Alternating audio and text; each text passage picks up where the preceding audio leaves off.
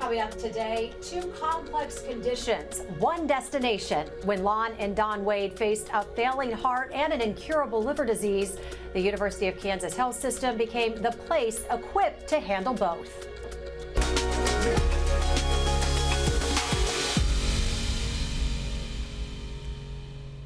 Good morning, I'm Jessica Lovell, and welcome to the Morning Medical Update. Lon and Don Wade did what many middle-aged couples do. They prepared for the unexpected.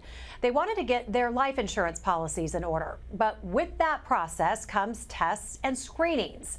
What they did not know was that one routine exam would set in motion a serious health battle for both of them, and a journey that would test their marriage and ultimately bring them closer than ever. We can go look at the plants outside. Yeah. Don and Lon Wade have been together for nearly 3 decades. We met at Lee Aerospace. We worked together, started going out a little bit, and pretty much got attached. He had invited me out to see one of his shows because he is a musician. They've taken care of each other the way spouses do. But it was a routine life insurance workup that put their commitment to the true test. We both applied for life insurance, and ironically, he passed the physical and I did not.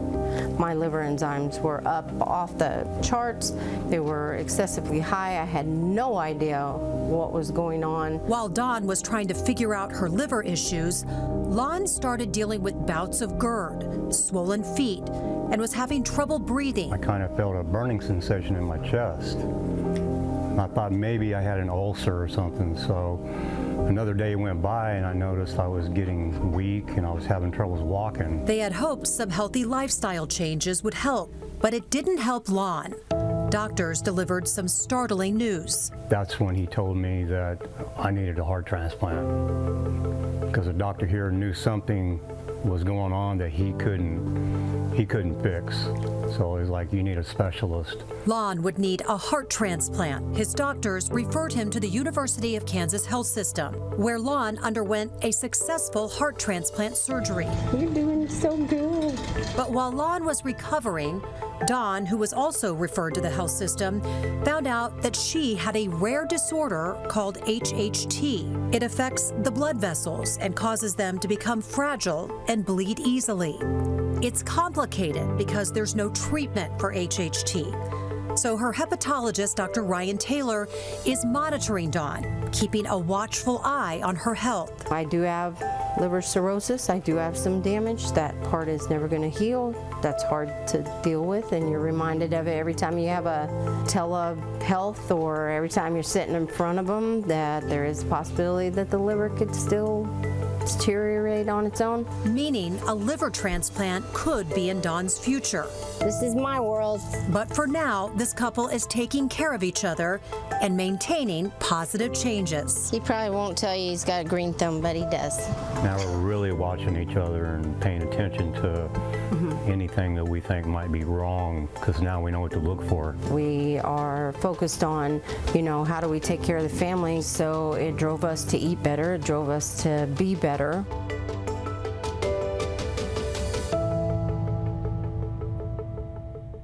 And we are so glad that Lon and Don came all the way from Wichita, Kansas to be with us this morning. So good to see both of you. Good morning. You look great. How are you feeling today? Good. Great. Good. Absolutely great. And you're here with Dr. Ryan Taylor. Yes. Always glad to have him. He's a hepatologist and the director of the liver transplant program. Good to see you. Good morning. Good morning. And joining us virtually is transplant cardiologist Dr. Hirak Shah. Dr. Shah, good morning. Morning. Good to see you guys. Sorry I couldn't be there in person. I know, we're sorry you couldn't, but we're glad you're here anyway. So thank you for being with us. Don, I want to start with you. I want to start with you because this started with this basic health insurance screening. You were doing all the right things. Yes. What surprised you most when you got these results? That I really did not know what was going on. I didn't feel terrible. I didn't feel awful. A little overweight. Just normal activities, normal life. And how could I have anything going wrong? How could you have anything going wrong with Yes. you? Yeah, life was going good. Who started feeling sick first? Lonnie. So, Lon, what were you feeling like up until when you got these tests going? Were you Everything feeling was, anything? I felt normal, but just out of the blue, I really got, like I said, a burning sensation. I thought maybe it was an ulcer. And I started feeling really bad a couple days later, and I knew something wasn't right. So I went in to the doctor, and they did tests and labs and all that. And they said that it wasn't good. Wasn't good. I had to come back and do more testing, and finally they said I needed a heart transplant. But smart that you were listening to your body, because a lot of people would have just thought maybe there was just Yeah. something going on. It would have gone away. Yeah. But you went in to get checked, so that's really Yeah, good. I knew it was bad. Knew it was bad. Yeah.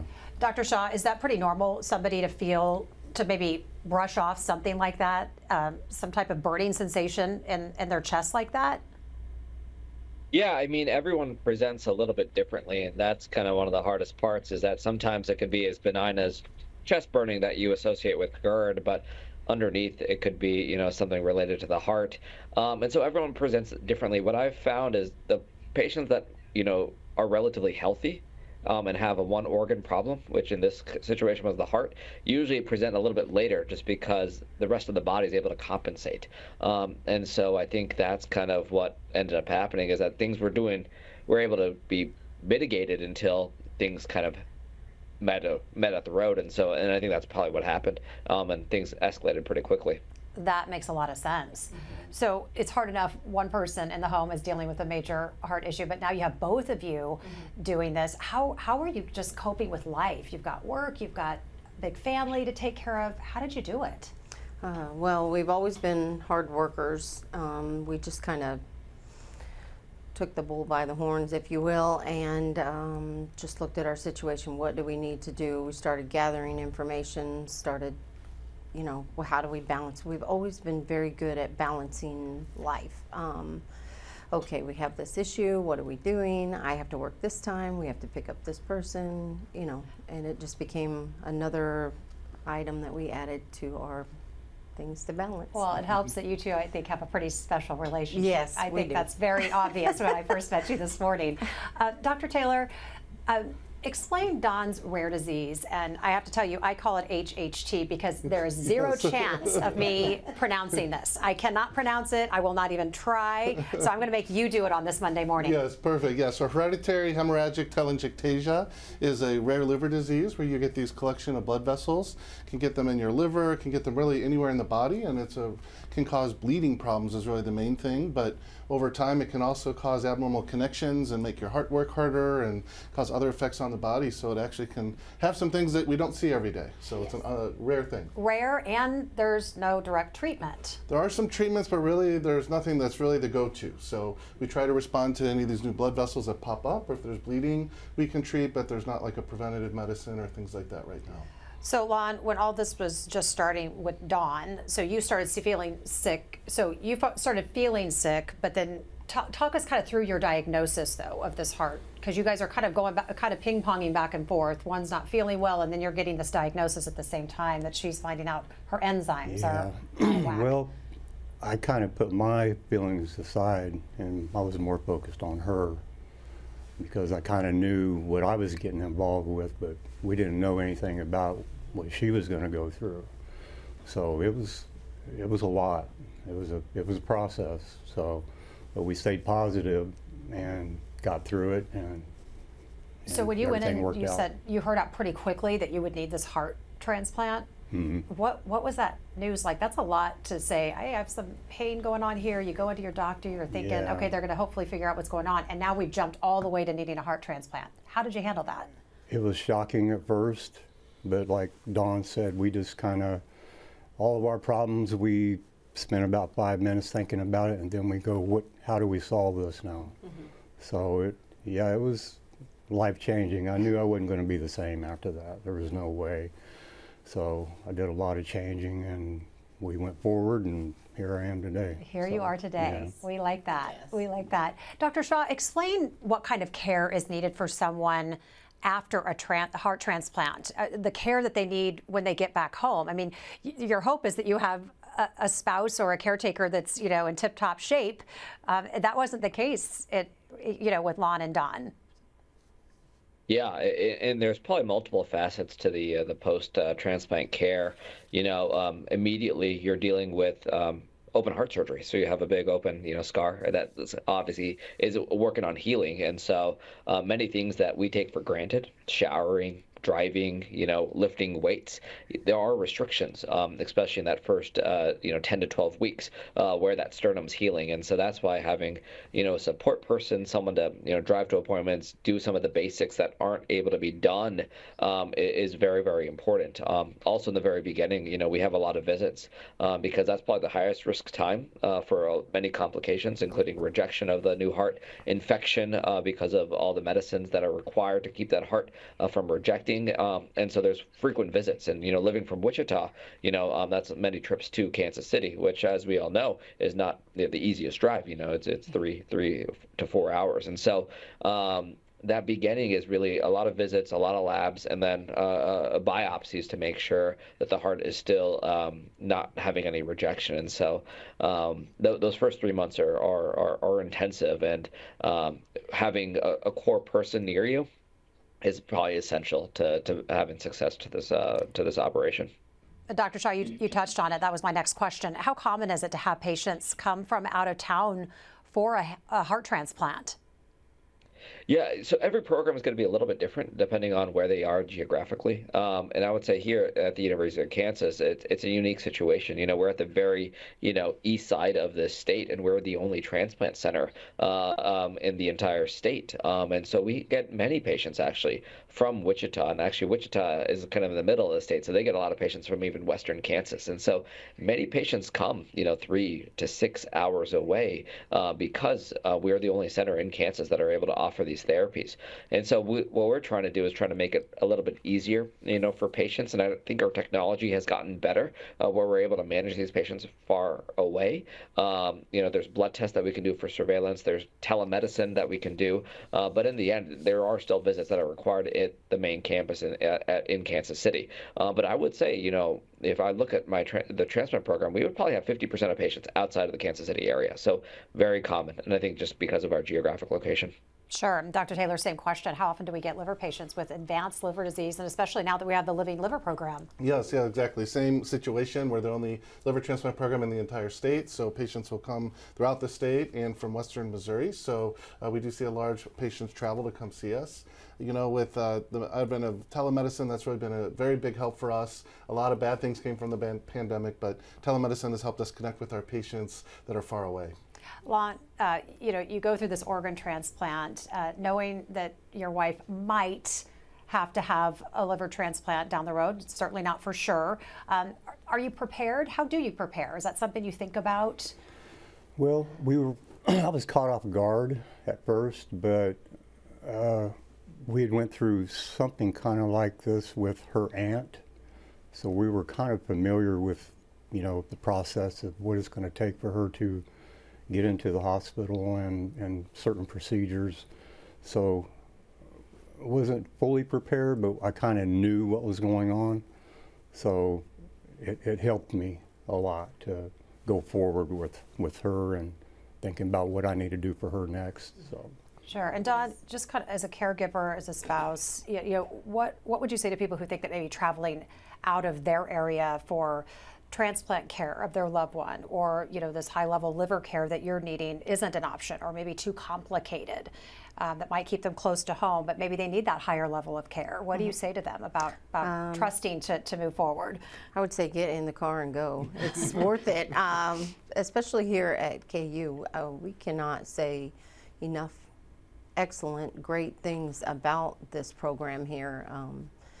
Aside from not living here, we don't mind getting in the car to travel just because we want to have healthy lives. We don't want to go down a path that we're not healthy, and we don't want to end up someplace that we don't want to be. I mean, we're very healthy, happy people, and we want to keep living long lives. We have children. We want to watch them grow up, and we want to have grandchildren someday too. So. You want to stick around. Yes. You got a lot of life to live.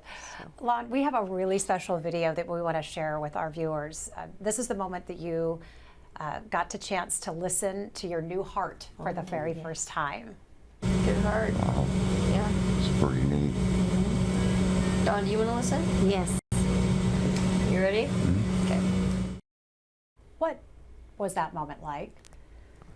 It's kind of hard to describe, really, because it's bet. like I knew it wasn't my heart; it was somebody else's heart, you know. So it was pretty shocking at first, knowing that I got a second chance, you know, and it's now I got to take care of this heart. Yeah. So it was pretty amazing, really. You know, I mean, the technology that the medical community has now, it's pretty amazing. Yes. I mean, I'm sorry. go ahead. No, thank you for sharing that moment Yeah, with us. yeah. I mean, It something was- you don't get to see every day, and No. that's a real a beautiful moment. Dawn, as a caregiver and now a patient yourself, how is the healthcare team, your healthcare team, how are they working to support you as you continue to move forward with your issues? We are in constant communication. If I have any questions, I don't hesitate to reach out. I'm always trying to learn everything that I can, so I'm asking the right questions. If I don't have the right question, then asking them leads me to it. I think that we have a great relationship, Dr. Taylor and I, for sure. And then I have, you know, a great Wichita gastrologist that also supported this as well. And Dr. Zaya has been amazing. He's the one that referred me, and more than happy with all of my health care people. Lon, I want to ask you something, because after your diagnosis, I understand that you learned several of your family members had heart problems. Several of them died from their conditions. Yep. How would knowing this beforehand possibly have changed things for you, do you think? It would have changed my direction and life choices and stuff like that, and it was shocking finding that out.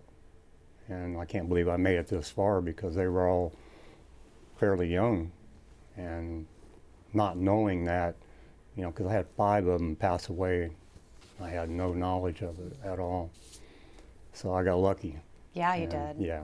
Dr. Shaw, how important is that? Just, I mean, it seems like an obvious question, knowing your family history, knowing your heart history, asking those questions, but not everybody has, you know, has that knowledge.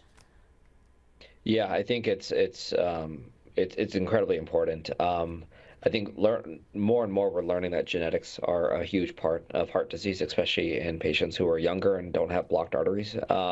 And so talking to the family, about diagnoses is important, because then you can screen patients earlier. You know, usually if someone has a genetic cardiomyopathy, you know, we do gene testing, we get echocardiograms every so often, even if the patients have a normal heart, because we know it can develop in time, but they're kind of in a different surveillance program if we know the family history. And so I think if there's anyone out there who knows they have a family history of heart disease, that's when you need to talk to your primary care doctor to say, hey, maybe I need to talk to a cardiologist, or, you know, get some sort of screening, EKG, echo at regular intervals to make sure that things remain relatively stable. Sure, yeah, the screening, the surveillance on the clinical side, but then the part that you can control is your lifestyle. And that's what Dr. Taylor, really, that's what stood out to you. You said you got to meet Lon and Dawn, Yes. because you said what's really great about their story is just all the lifestyle changes they were really willing to do to get back on track. Tell us what you've been doing to make those changes and set things in into a good motion. Well, the first thing we did was looked at what we're eating, and we were not the greatest eaters. I'm not going to say we were terrible eaters, but sorry. We tried to figure out what the first and best diet is for both of us, and you know, that fell into kind of the Mediterranean type diet, where you're eating more whole grains, you know, fruits, vegetables.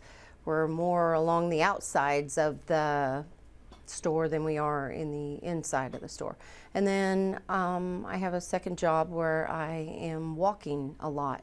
So over the course of the 2.5 years, I've lost 100 pounds, and you know, Lon is also fit, and we just keep moving. We stay upright, we're exercising, we travel now more, and eating so much better.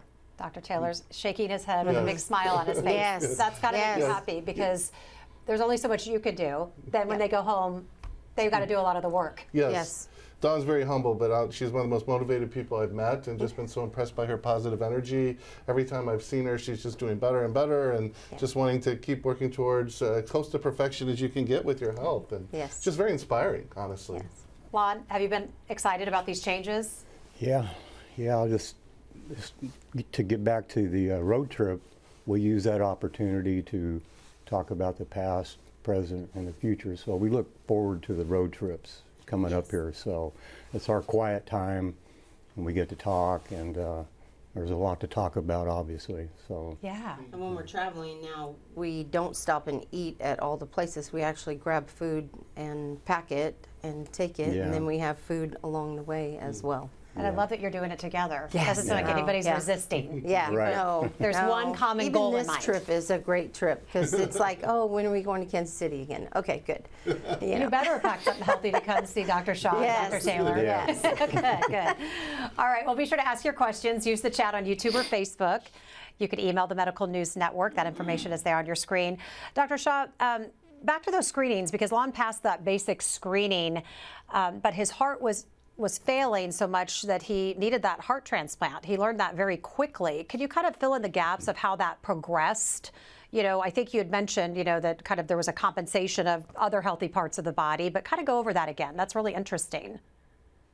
Yeah, so I think, in his case, I think his heart transplant was in March, and I think the first time, and you can correct me if I'm wrong, Lon, is that he met our team. He met Dr. Vidich, who was our previous transplant director, I think just a month prior. When you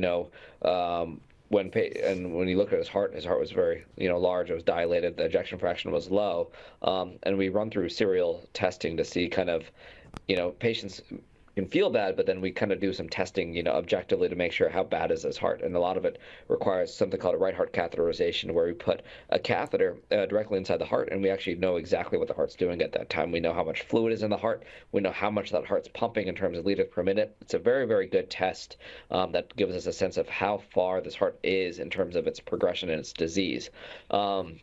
And what we found was that for him, his numbers were abnormal. He had elevated fluid pressures, he had low cardiac index, and he was started on a medicine to help his heart pump a little bit better, which is an IV medicine. And that allowed us to bridge him to getting an eventual heart transplant, which I believe happened about a month after we evaluated him. So he actually progressed pretty quickly in terms of when we evaluated him to when we transplanted him.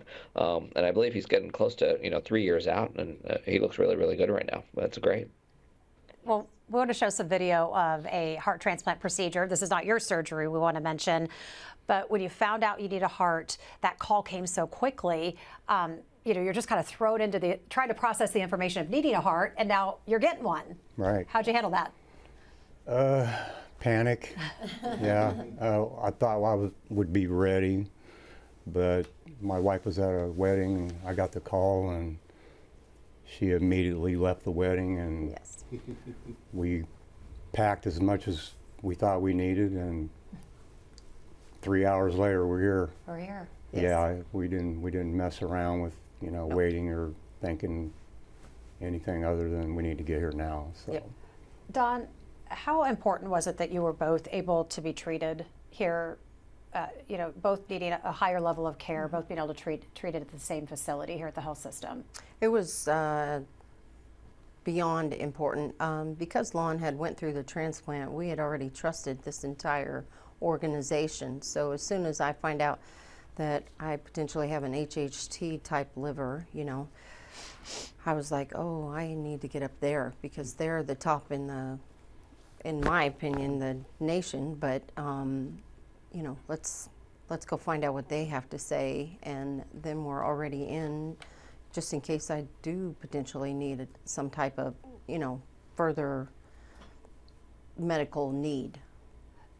Dr. Shaw, how does access to advanced testing and subspecialists really change outcomes for patients?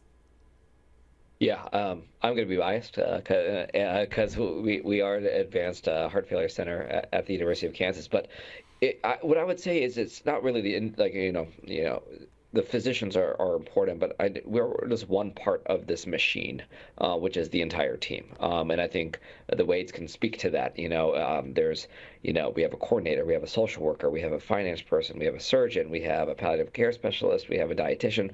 There's a huge team that goes into taking care of a disease that does involve one organ, but that one organ impacts the entire body. And so I think what defines an advanced center is having all the resources and all those team members that have a different way to approach different conditions, I think is really, really essential. And I think getting evaluated by that center, we will do a thorough assessment. We will make sure that if that organ is failing, that we will do whatever it takes to see what we can do to help. And I think that's what defines what we're able to do at Kansas. And it really is the team that is part at this hospital that really, I think, allows us to, be proud of the outcomes that we can deliver to patients.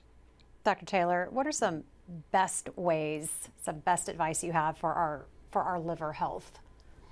I think it's obviously getting regular checkups is a big thing. In contrast to heart disease, where you may have some symptoms, most patients with liver disease really don't have a lot of symptoms, so it's those blood tests that we rely on, and that becomes very important. So getting your regular physicals, if something's abnormal, following up on it, and asking questions, looking at your reports, being an engaged patient. Dawn is an excellent example of that. She's calling us as soon as she gets a result because she's there looking at it, processing it, and being able to be engaged in your own healthcare is going to help you have the best chance of success. Does liver health get misdiagnosed or overlooked, or do people overlook it for something else? I think there's been, one of the most common diseases we see is fatty liver disease, which we've talked about a lot, and I think a lot of history has kind of had people kind of take a lesser approach to that, and we've now learned more about it, that is a significant finding if you have fatty liver. And so getting people in, seeing the right people, getting the right tests, so then we can get an idea of how significant it is, becomes very critical. All right, Dr. Shaw, same question. It's February, it's Heart Health Month. What is your best heart advice? Yeah, I think for me it's obviously going to see your doctor, but also just staying active. I think there's a huge benefit to cardiovascular exercise, and it doesn't have to be intense. 30 minutes of walking 5 days a week, doing a little bit of resistance exercise and just being active and trying to just move, I think makes a huge, huge difference. So when the body is getting stronger, usually all the organs usually respond to that very, very well. And then also at the same time, just get your annual physical.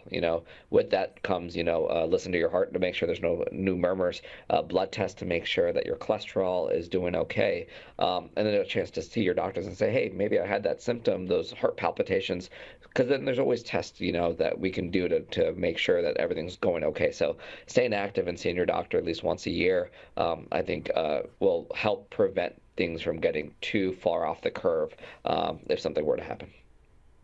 I think you both have kind of answered this question. I'm going to ask you, but how has this most strengthened you both as a couple, this experience? Oh, gosh. I would say it brought us very close together. For years, we've work mode, and just surviving, raise the kids, do what you can, and then you're always in a hurry. And now we're not so much in a hurry, even though we're hurrying at it, but anytime we have an opportunity to do something, go somewhere, we're planning vacations. They might be driving right now, maybe flying later, but every opportunity that we get a chance to be together, we have enjoyed it. And Lon, are you taking things a little easier now? Yeah, but we have 2 bucket lists now. Oh, 2 bucket lists. Yeah, Okay, that's so you're busy, but taking it easy. Right. What's a big bucket list for you? Oh, I think, seeing everything in the United States one time at least, and we're kind of checking those marks. So we're, like the doctors told me, it's like when you're feeling better, live your life. Yeah. That's important. Get after it. Yes. Yeah, you got to get out there. Let's get to, got a couple questions from viewers this morning. First one is from Jean. How hard was it to get a matching heart for the transplant, and how hard is it to match livers? So question for you, Dr. Shaw, how hard is it to get a matching heart for a transplant? Yeah, it depends on the individual person. So there are a few factors that kind of show either make it easier or harder to find the matching heart. Obviously, size is one of them.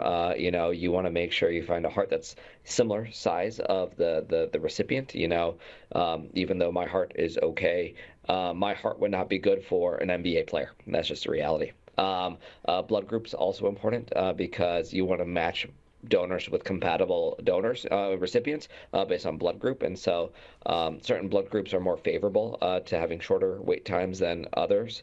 And then how many antibodies that you have, to your two potential donors. Sometimes if someone's had a lot of blood transfusions or have had prior surgery, or if they're female, if they've had multiple pregnancies, they might develop antibodies to potential organs that are out there. And so those are kind of factors that kind of play into how long we have on the waiting list. And so it depends. If you have someone who's relatively small that has a favorable blood group that has no antibodies, we should be able to transplant that patient pretty quickly. If you take it on the other end, they might be waiting a long time. So it differs by patient. Dr. Taylor, what are the matching factors for livers? Similar? It's very similar. It's really only your blood type and your size. That's it. So the liver is much simpler when it comes to matching, and those we don't really worry about the antibodies too much. All right. Jeremy has a question for you, Dr. Taylor. With the extra blood vessels forming an HHT, does the blood going to extra places mess with things typically in the blood, like iron levels? Certainly, if you have the bleeding, you can deplete your iron, and so a lot of patients can deal with anemia and have that trouble with this condition, and also impacts other organs like the heart pump, because now the heart may have to work harder because of it. All right, I want to get our takeaways today. Dr. Shah, what do you want people to really take away from this conversation? Well, thanks for having me. I think the Wades, what strikes me the most is their mental fortitude. They, dealt with things that, not many couples have to deal with, and they just took it in stride and they kind of owned it, and they, just looked forward and never really, looked in the past, and they, keep fighting and keep doing it. And I think that's why we see them today. And, especially with Lonnie, he's done very well after his heart transplant. And I think a lot of that comes down to just how your mentality is. How do you approach life? And I think if you approach life the way they're approaching life, many things can get solved. Dr. Shah, great to have you. We appreciate your insight always. Thank you. Of course. Thank you, guys. All right, Lon, what's the big takeaway from your story? What do you want people to know? I think it's important to get checked regularly and listen to your doctor.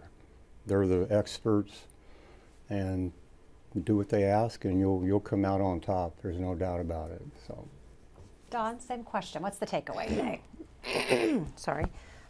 Definitely get checked out. More physicals. Every year you get a free physical. I think that's really important. Do it. Check your blood levels while you're doing that. And stay positive and always be trying to understand what you're dealing with, not be afraid of it.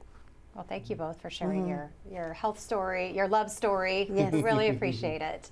Dr. Taylor, what's the big takeaway today? I mean, we've obviously talked about screening. That's an important thing. I just really like how engaged they are in their healthcare. I won't say they're excited to come to Kansas City, but they always look at it as a positive because they know that, they're working towards their health and longevity, and so they don't see it as a burden to come here, but really as an opportunity to have the best life that they can. And so I really encourage patients to, use their positive energy and being involved, ask questions. Healthcare providers want to give the best care that they can, and we're not mind readers. And so when we have people ask those questions, that really helps us make sure we're on the same page of how we can best care for the patient. Dr. Taylor, thanks. Always You're good welcome. to see you. Thank you. Thanks to all of our guests. Thanks to our viewers for being with us today. Coming up tomorrow on All Things Brain Health. He said something to me first, like, hey, are you okay?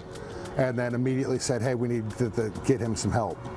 Michael McHugh was in the middle of conducting a job interview when he froze and began slurring his words. He was having a stroke. Luckily for Michael, that job candidate knew exactly what to do. Subscribe to our morning medical update and Open Mics with Dr. Stites podcast. Now everywhere podcasts are available.